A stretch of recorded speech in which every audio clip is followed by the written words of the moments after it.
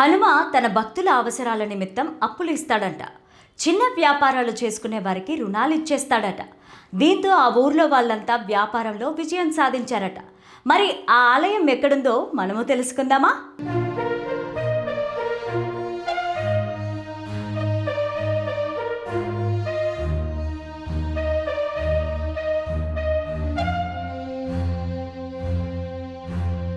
ఏదైనా ఆపద కలిగినా, ఆందోళన కలిగినా, భయం వేసినా హనుమంతుణ్ణి తలుచుకోమని పెద్దలు చెప్తూ ఉంటారు.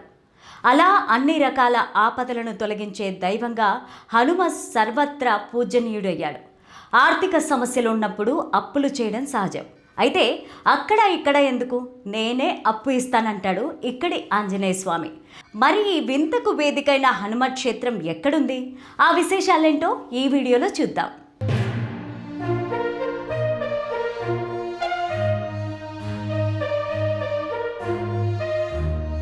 అనిర్వచనీయమైన శక్తికి, అచంచలమైన భక్తికి నిదర్శనం హనుమంతుడు. అష్టసిద్ధులకు అధిపతి అయిన వాయునందుణ్ణి ఆశ్రయిస్తే పరిష్కారం కాని సమస్యలంటూ ఉండవు. అభయ ఆంజనేయునిగా, కార్యసిద్ధి హనుమగా పూజలందుకునే అంజన్నకు ఊరూరా ఆలయాలున్నాయి. ఈ ఆలయాల్లో కొన్ని చాలా ప్రత్యేకంగా నిలుస్తూ భక్తులను ఆకర్షిస్తున్నాయి. అలాంటి ఓ ఆలయ విశేషాలు ఇప్పుడు తెలుసుకుందాం.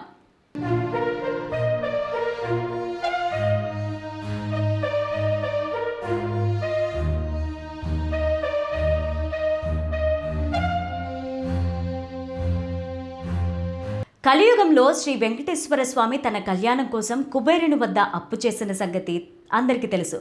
దానికి సంబంధించిన వడ్డీ ఇప్పటికీ చెల్లిస్తున్న సంగతి చాలామందికి తెలుసు. అలాగే మధ్యప్రదేశ్లో వెలిసిన ఓ హనుమాన్ ఆలయంలో హనుమ తన భక్తుల అవసరాల నిమిత్తం అప్పులు ఇస్తాడంట.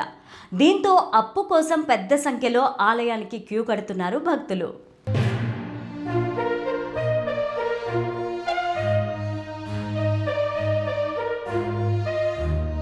మధ్యప్రదేశ్లోని రత్లాం జిల్లా బీబడోడ్ గ్రామంలో వెలిసిన హనుమంతుని ఆలయంలో ఓ వింత ఆచారం ఉంది. కొన్నేళ్ల క్రితం స్థానికంగా ఉండే ఆంజనేయ స్వామి భక్తులందరూ తలో చేయి వేసి తమ గ్రామంలో హనుమంతుని ఆలయాన్ని నిర్మించుకున్నారు. ఆ తర్వాత వారంతా కలిసి హనుమ ఆలయంలో ఒక గొప్ప యాగాన్ని నిర్వహిస్తున్నారు. ఈ యాగం నిర్వహణ కోసం పెద్ద మొత్తంలో విరాళాలు సమకూరాయి. అప్పుడు ఆలయంలో ధర్మకర్తలు ఓ మంచి ఆలోచన చేశారు. భక్తుల నుంచి వచ్చిన విరాళాలతో కొంత మొత్తాన్ని యాగ నిర్వహణకు ఖర్చు చేసి మిగిలిన సొమ్మును సామాజిక శ్రేయస్సు కోసం చిన్న చిన్న వ్యాపారాలు చేసుకునే వారికి రుణాలుగా ఇచ్చారట. హనుమ నుంచి సొమ్ము అప్పుగా తీసుకున్న వారి వ్యాపారాలు లాభాల బాటలో నడవడం వల్ల వారు అనతి కాలంలోనే తీసుకున్న డబ్బు తిరిగి ఇచ్చేవారట. హనుమ ఖాతా నుంచి అప్పు తీసుకొని ఏ వ్యాపారం చేసినా విజయం తథ్యమన్న భావన ఆ ఊరిలో క్రమంగా పెరిగిపోవడంతో చిన్న పెద్ద వ్యాపారులందరూ ఎంతో కొంత మొత్తం హనుమ నుంచి అప్పుగా తీసుకోవడం ప్రారంభించారు.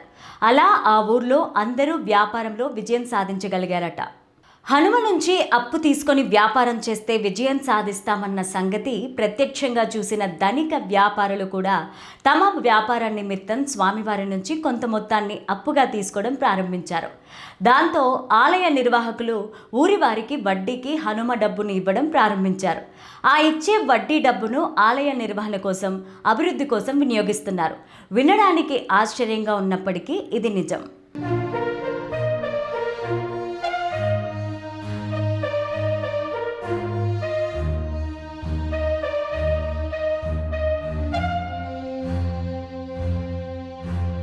ఈ వింతను గురించి తెలిసి అనేక మంది వ్యాపారులు తమ వ్యాపార అభివృద్ధి కోసం ఇప్పుడు ఈ గ్రామానికి క్యూ కడుతున్నారట. డబ్బు అప్పుగా తీసుకోవడానికి కాకుండా ఒక్కసారి మధ్యప్రదేశ్ వెళ్ళి ఈ హనుమంతుణ్ణి దర్శిస్తే ఆర్థిక సమస్యలు, అప్పుల బాధలు తొలగిపోతాయన్న ప్రచారం కూడా ప్రజల్లో ఉంది. మనం కూడా ఈ హనుమ ఆలయాన్ని సందర్శించి తరిద్దాం. ఈ వీడియో మీకు నచ్చినట్లయితే లైక్ చేసి జై శ్రీరామ్ అని కామెంట్లో తెలియజేయండి.